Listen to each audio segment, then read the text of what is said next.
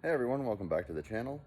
Today we're going to be redoing some chairs that I found on the side of the road. Our neighbors threw them out, so decided I'd pick them up and refinish them, clean them off, and make them look nice. So these are the chairs. I'll be power washing them and then probably staining them. Not sure exactly how I'm going to finish them yet, but hey, free chairs. It's going to cost like 50 bucks to do everything. Why not? Hey guys, like and subscribe to the channel. You guys are awesome. I appreciate all the views and all the comments, and any questions or whatnot, feel free to hit me up. I love it.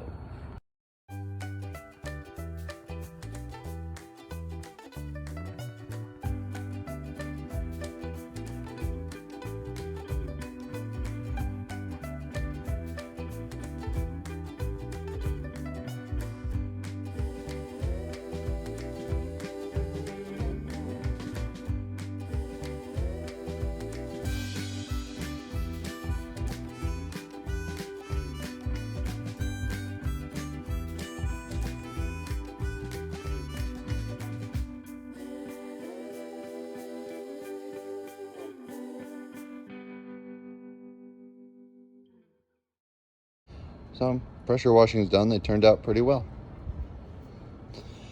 Definitely a lot cleaner looking than before, but I think we want to add some color to them just because they're a little too plain Jane. Alright, so a lot of these bolts are starting to get rusty, so I'm just going to be switching them out, putting new ones in, and then we can get to staining this bad boy.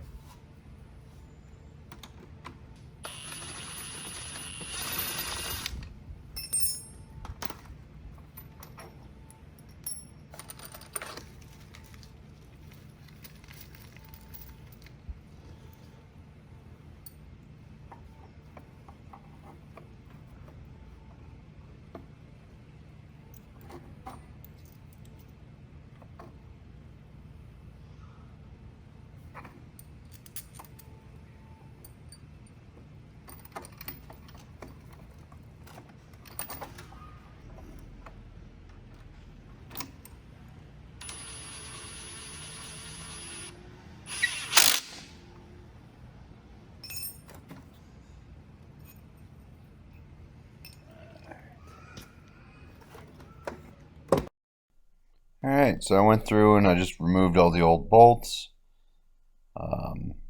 replaced them all.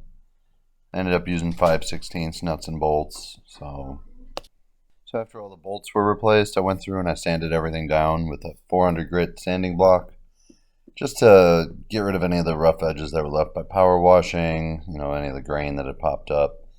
And there was a few spots that didn't fade away with the sun over the years, so they were still real shiny. They needed to just be sanded down so that the stain would go into them. But just a light sanding, nothing too difficult or too deep.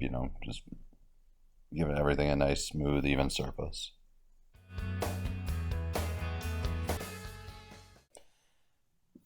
So then I started staining. Just used some Olympic, I think it was chestnut stain.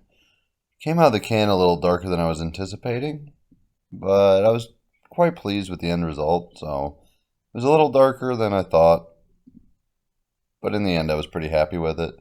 Stain went on real easy. The wood sucked it up like it hadn't had any moisture on it in years.